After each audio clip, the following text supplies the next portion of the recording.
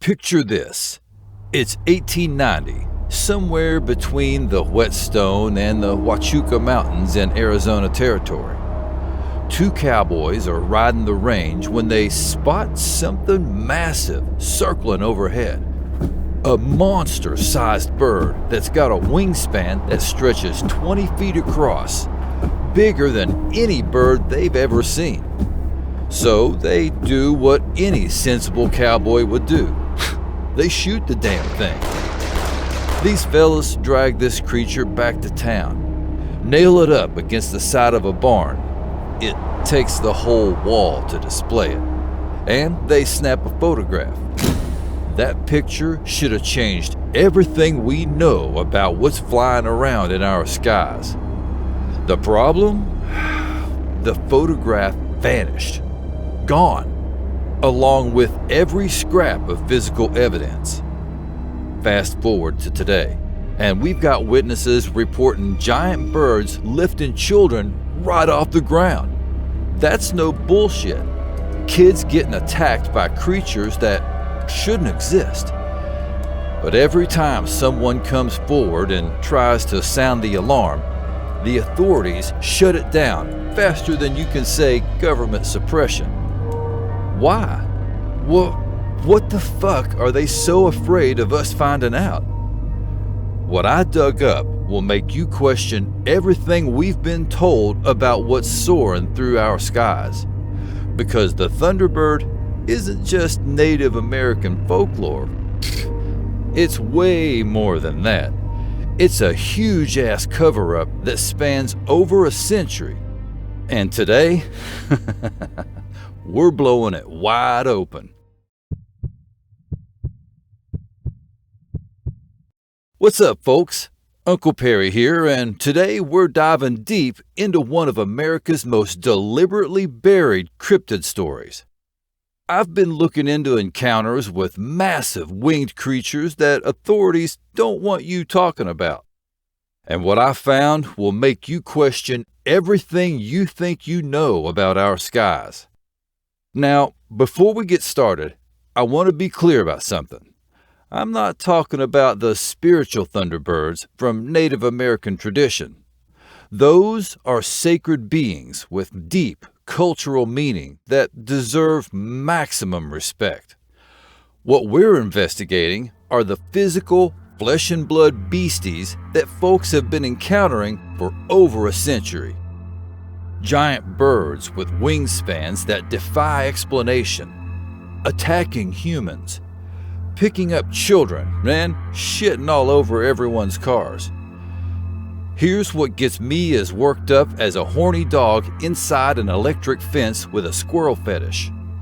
Every time someone reports one of these encounters, government agencies follow the same goddamn playbook. Dismiss the witness, confiscate the evidence, and bury the story.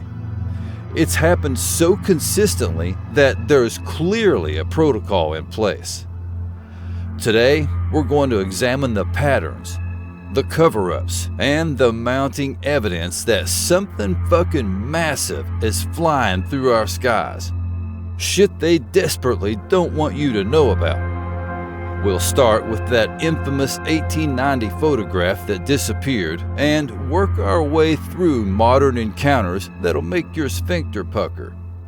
So hang on, because this investigation is about to become the dumpster fire of the century.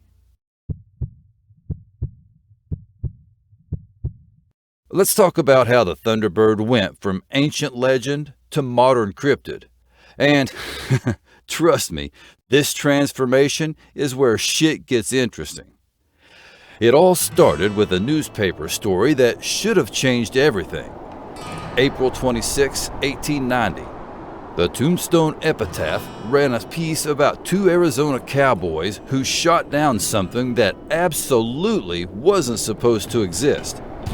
According to what they saw, this goddamn thing had a wingspan stretching 20 feet across, with smooth skin, featherless wings like a bat, and a head that looked more reptilian than bird. They dragged the carcass back to town, nailed it up against a barn wall. They hired a local independent photographer and took a photograph that would prove the existence of living prehistoric creatures in the American Southwest. Now, here's where the cryptozoological angle really kicks into gear. See, up until this point, giant winged creatures were purely the realm of Native American spiritual tradition, sacred beings with deep cultural significance. But this tombstone incident marked a crucial shift. Suddenly, we weren't talking about spiritual entities anymore. Hell no. We're talking verified reports of actual flesh and blood animals that people have hunted, killed, and photographed.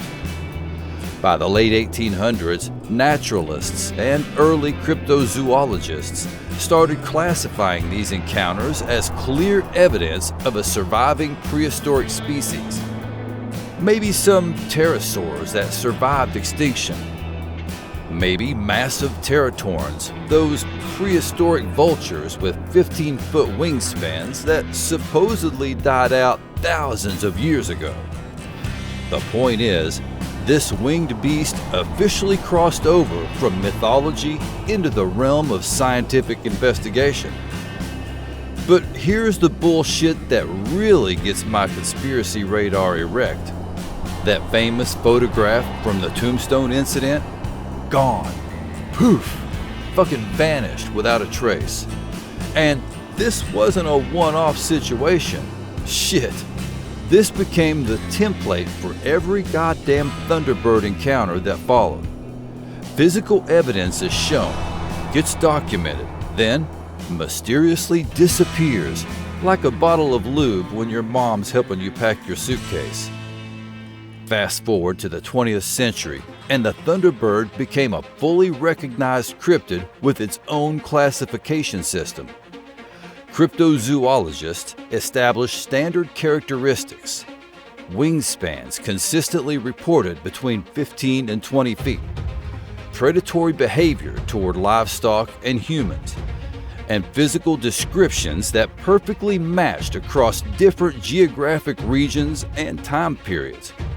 We're talking about systematic documentation that treated these encounters as zoological phenomenon, not some folklore. What's fascinating is how quickly and completely this separated the cryptid from its mythological origins. Modern Thunderbird investigations follow scientific protocols, witness interviews, physical evidence collection, and behavioral pattern analysis. It's become a legit field of cryptozoological study, even if dickheads in mainstream science refuse to acknowledge it. But legends are one thing. What about real encounters? Over the years, dozens of eyewitnesses have come forward with absolutely chilling accounts of massive winged predators soaring over roads, fields, and even neighborhoods. Let's take a closer look at some of the most startling, true Thunderbird sightings ever. Hell yeah! Now we get to the juicy red meat part of this investigation. These ain't just stories passed down around campfires. These are documented encounters with witnesses who put their reputations on the line. What you're about to hear spans nearly 80 years of consistent reports. This isn't all of them either. Shit, this is just a small snapshot of what's been reported. There's way too many to go over all of them. And the patterns are impossible to ignore. Let's dive into these creepy-ass reports. April 10, 1948, Illinois. Multiple witnesses reported a plane-sized bird soaring over Illinois. When authorities finally took action, they set traps throughout the area. God damn, how big were the traps? What they found? Blue heron tracks. Now, I don't know about y'all, but last time I checked, blue herons don't get mistaken for aircraft. July 25, 1977, Lawndale, Illinois. This is the really fucked up case that should have changed everything. 10-year-old Marlon Lowe was playing in his backyard when two massive black birds with distinctive white neck rings swooped down. One of them grabbed the 58-pound boy and lifted him off the ground. It flew 35 feet across the lawn before dropping him. Multiple onlookers, including adults, saw the entire shit show unfold. Police arrived on the scene, but here's where the fuckery begins. The police never conducted in-depth interviews with the witnesses. None of them. The newspapers sensationalized the story, of course, but no official inquiry was ever launched, even with multiple independent credible witnesses. Classic cover-up protocol. Early 1990s, Nebraska-Kansas border. A couple out hunting with their bird dog encountered what they initially thought was a hawk stuck in the mud. When they got closer, they realized they were looking at a dark gray bird with a 20-foot wingspan violently flapping around. Their professional hunting dog went absolutely apeshit. These trained dogs don't react that way to normal wildlife. The husband tried to dismiss it as just a large hawk, but the wife knew better. For years, she thought she was losing her fucking mind until she found documentation of similar sightings in the area. 2001, rural Pennsylvania. A series of sightings began emerging from rural Pennsylvania, describing dark birds with 15 to 20-foot wingspans standing 4 to 8 feet tall.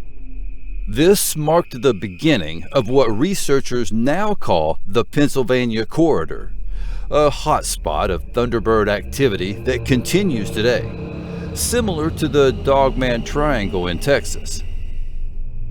2009. Oklahoma oilfield worker Jason B. was working near Ponca City when he encountered something that defied explanation.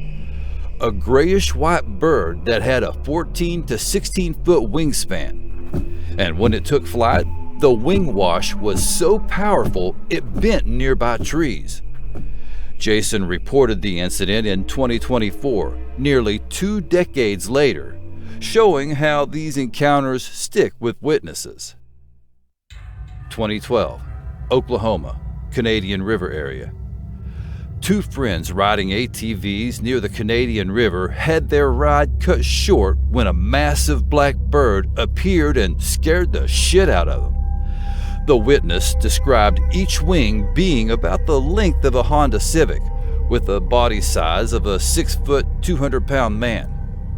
The creature was flying just above the tree line, and both riders were terrified it would pluck them off their vehicles. The witness's friend, Josh, had since passed away, but the memory of that encounter remained vivid enough to finally report years later. October 2nd, 2013, Ames, Iowa. At 6:50 a.m., a man pulled off Highway 30 and witnessed a giant black bird taken off from a cornfield. The wingspan was estimated at 40 feet, bigger than small aircraft. The creature wasn't a graceful flyer and disappeared into the clouds. His wife, Katie, reported the sighting, noting that her husband initially didn't want anyone to know about the encounter. He was obviously afraid no one would believe him. 2018, Calcutta, India. Even international reports started surfacing. Kindergarten children in Calcutta witnessed a giant bird with a 7 to 8 foot wingspan swoop down at them in the playground. While smaller than North American reports, the behavioral pattern matches, aggressive towards humans. November 2020, Somerset County, Maryland. Stan Gordon documented a possible Thunderbird sighting on the Delmarva Peninsula The witness described a huge bird near Westover, adding the West Coast to the growing expanse of encounter locations. May 23, 2021, Greensburg, Pennsylvania. A parked driver witnessed a creature with a wingspan about 2 car lengths, approximately 30 feet. Stan Gordon's investigation revealed the witness described not just massive wings, but a leathery body with what appeared to be a lizard-like tail, suggesting something far more prehistoric than any known bird species. That sounds like a pterodactyl. January 28, 2024, Chestnut Ridge, Pennsylvania. The Pennsylvania corridor heated up again when a witness spotted a white and black bird several feet tall with a 12-foot wingspan. The creature was observed flapping to take flight. The sighting was covered by CBS News, bringing mainstream attention to the ongoing encounters. March and April 2024, Allegheny County, Pennsylvania. Damn, these fuckers are all over the place in Pennsylvania. 2 separate encounters within weeks of each other involved black raptors with 10 to 17-foot wingspans gliding low over roads. These daylight sightings in populated areas suggest these monsters don't really give a shit anymore. January through March 2025, Pennsylvania. Stan Gordon's recent logs show multiple daylight sightings across Westmoreland and Dauphin counties. Black birds with estimated wingspans of 10 to 20 feet have been soaring at treetop level and hovering near roads. CBS News covered these encounters, but authorities continue to dismiss them as misidentified large raptors. Well, of course they do. February 2nd, 2025, Ohio. A Reddit user reported an all-black eagle-like bird 3 times the normal size that switched directions mid-flight before disappearing into the foggy sky. The pattern is undeniable, folks. Consistent descriptions, credible witnesses, and a systematic dismissal by authorities. These aren't isolated incidents. They're evidence of something extraordinary in our skies. With so many reports spanning decades, it's nearly impossible to dismiss them as all bullshit. But could there be a rational explanation for these massive birds? Or is something truly unknown ruling the skies? Let's break down the theories. When it comes to explaining these massive winged encounters, you've got 2 camps squaring off with completely different takes on what people are witnessing out there. The skeptical side. The debunkers love pointing to misidentification as their go-to explanation. They'll tell you witnesses are just seeing known large birds, maybe an Andean condor or California condor with their impressive 10-foot wingspans. But here's the problem with that theory. These encounters consistently describe creatures with 20-foot wingspans, sometimes even larger. That's double the size of any known condor. Plus, condors don't exactly dick around in Illinois cornfields or Pennsylvania suburbs where most of these sightings have occurred. Condors are rarely seen. Then there's the digital hoax angle. Skeptics claim fabricated photographs and doctored videos flooding social media create false evidence that influences people's perceptions. Sure, Photoshop exists, and here's the real kicker. Even if legitimate photographs existed from the 1940s through 1980s, they can now be digitally manipulated and redistributed as evidence. This creates a perfect storm of confusion. Any historical photograph that surfaces today regardless of when it was originally taken, immediately gets dismissed as a modern fake. It's the ultimate catch-22. Pre-digital era photos get discredited because they can be altered with today's technology, while modern photos get dismissed because digital manipulation is so easy. But here's what the skeptics conveniently ignore. The witness testimony patterns remain consistent across decades, long before anyone even conceived of viral hoaxes or social media influence. The behavioral descriptions, physical characteristics, and encounter locations match up perfectly between 1940s reports and modern sightings. You can fake a photograph, but you can't retroactively coordinate witness testimony across 80 years of encounters. The collective false memory theory is another favorite. The idea that groups of witnesses somehow all remember exaggerated events that never actually happened as described. But when you've got multiple independent witnesses describing identical characteristics across decades and different geographic regions, that's one hell of a collective false memory. The believer camp.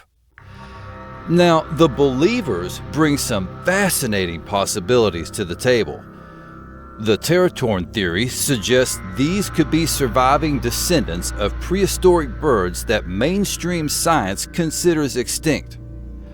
Territorns were massive, ancient raptors with wingspans reaching 15 feet or more, exactly matching modern Thunderbird descriptions.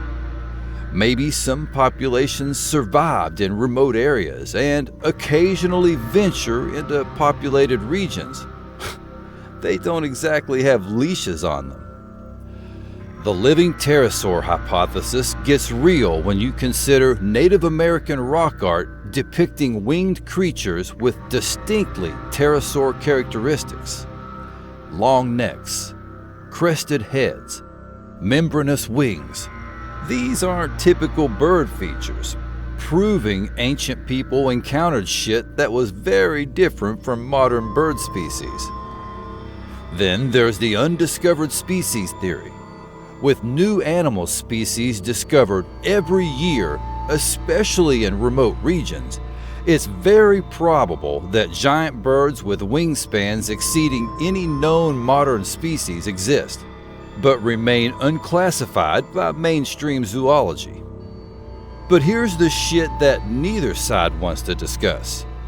Both skeptics and believers focus on natural explanations, whether it's misidentification or an unknown species. But what if the real story goes deeper than your sister after 2 Long Island iced teas?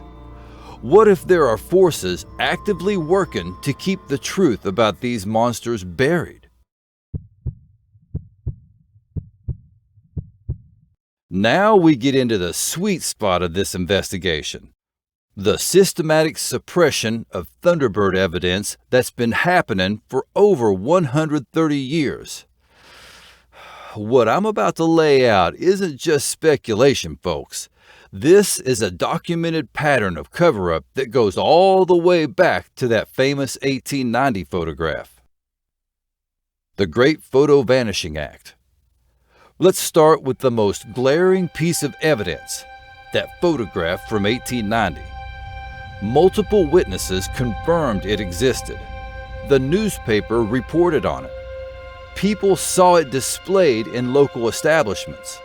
Then, poof, gone without a fucking trace. Not misplaced, not lost in a fire, or not used in an outhouse. Just completely erased from existence. But here's where shit gets fucking crazy. This wasn't an isolated incident. Every single credible Thunderbird encounter that produced physical evidence followed the exact same pattern. Photos disappear from cameras. Video footage gets corrupted. Physical remains vanish from storage facilities. Even witness sketches and documentation somehow go missing from official files. What the fuck? The 1977 Lawndale case is a perfect example. Multiple adult witnesses, a child victim with physical evidence of an attack, and initial police response. Yet, for some fucking reason, no official photographs were taken. No evidence was collected, and the case files mysteriously became unavailable for researchers. You don't accidentally lose documentation of a child being attacked by an unknown winged creature. Bullshit! The immediate dismissal protocol. Here's where the pattern becomes unfucking deniable. In every major Thunderbird encounter, authorities follow the same goddamn playbook. Immediate conventional explanation without any investigation. No evidence collection. No witness interviews. No follow-up. Just instant dismissal with pre-packaged, canned explanations. The 1948 Illinois case? Must have been a large bird. The 1977 Lawndale attack? Probably a frisky turkey vulture. The 2024 Pennsylvania sightings? Misidentified eagles or hawks. Notice how they never explain how turkey vultures develop the strength to lift a 58-pound child off the ground for 35 feet. Or how eagles somehow spawn 20-foot wingspans. What's really telling is the speed of these dismissals.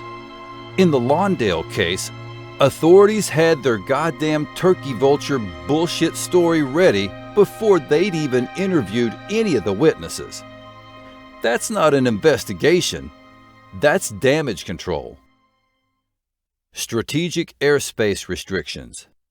Now let's talk about something that should make everyone say, "What the fuck?" The systematic creation of restricted airspace over Thunderbird hotspots. Yeah, this really happened. Since the 1990s, areas with frequent sightings have been quietly designated as protected environmental zones or wildlife preservation areas with strict no-fly restrictions.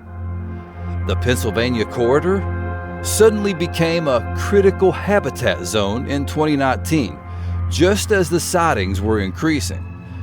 The Nebraska-Kansas border region where that hunting couple had their encounter, now classified as a sensitive ecological area with limited access. The Oklahoma-Canadian River Zone, restricted for archaeological preservation. These aren't coincidences, folks. They're creating buffer zones to prevent civilian aircraft from documenting these creatures, while giving themselves exclusive access for monitoring and capture operations.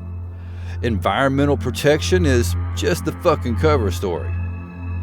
The restrictions aren't just about keeping people out. They're about controlling what gets seen and reported. Notice how sightings in these areas dropped dramatically after the restrictions went into effect? That's not because the creatures left or were never there. It's because witnesses aren't allowed to get close enough to see them anymore. The intimidation machine.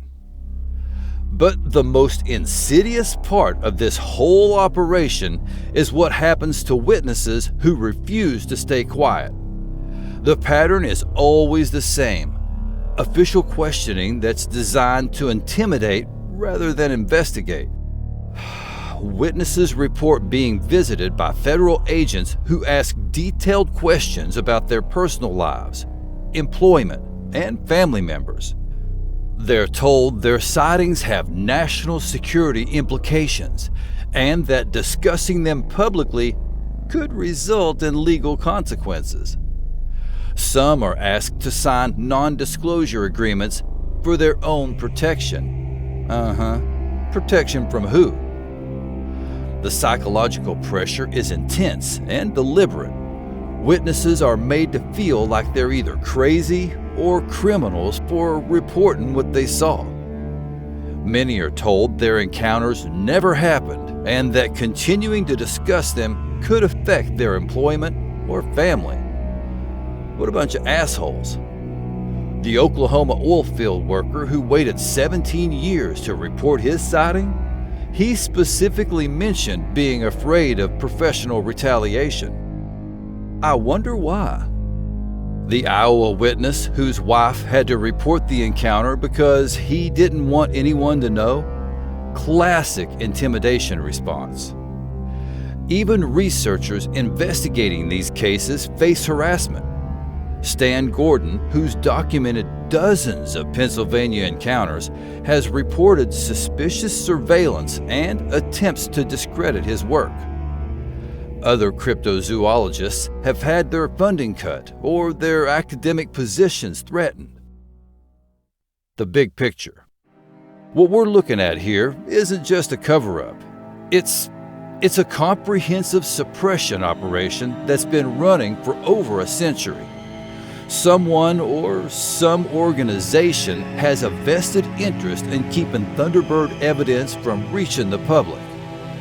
The question isn't whether these creatures exist anymore. Fuck no. The evidence is overwhelming that they do. The real question is, what are they hiding? And why is it worth this level of systematic deception?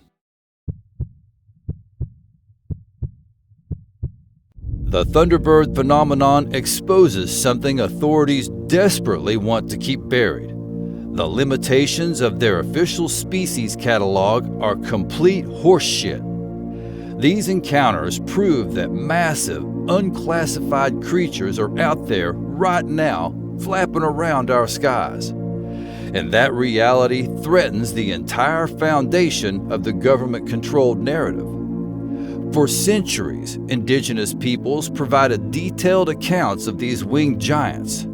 Their testimony was systematically dismissed as primitive folklore by colonizing authorities. Sound familiar? The same dismissal tactics used against native witnesses in the 1800s are being deployed against modern encounters today. This isn't coincidence, it's institutional policy. What I believe authorities are hiding goes beyond simple species denial. These creatures represent something that challenges human dominance over the natural world. If 20-foot wingspan predators exist and occasionally interact with humans, it shatters the illusion that we've cataloged and controlled our environment. The disappearing evidence plaguing Thunderbird cases mirrors every major cryptid investigation in America. Bigfoot hair samples vanish from labs. Lake monster photographs disappear from archives. UFO debris gets confiscated and classified. It's the same fucking playbook executed with military precision across decades. The message is clear. Certain discoveries are too goddamn dangerous for public consumption. They threaten established power structures, scientific institutions, and the comfortable lie that humans are the apex species on this planet. They're not protecting us from the truth about Thunderbirds. They're protecting themselves from what happens when we realize we're not the dominant force at the top of the food chain. If you think there's more than they're telling us, tap that like button and subscribe. That way you won't miss out on more of my tell-all commentary. And besides, I really do appreciate it. I'm going to start looking up as soon as I go outside from now on. What do you think it is? A misidentification? A cryptid? A cover-up? Let me know down in the comments. And if you're ready to crank that shit up to 11, that join button's got your name on it. For just $2.99, you can have my back in a huge way. Until next time, y'all keep it real, keep it chill, and stay creepy! Catch you on the flip. Thank you so much for watching all the way to the end. You are the real beast.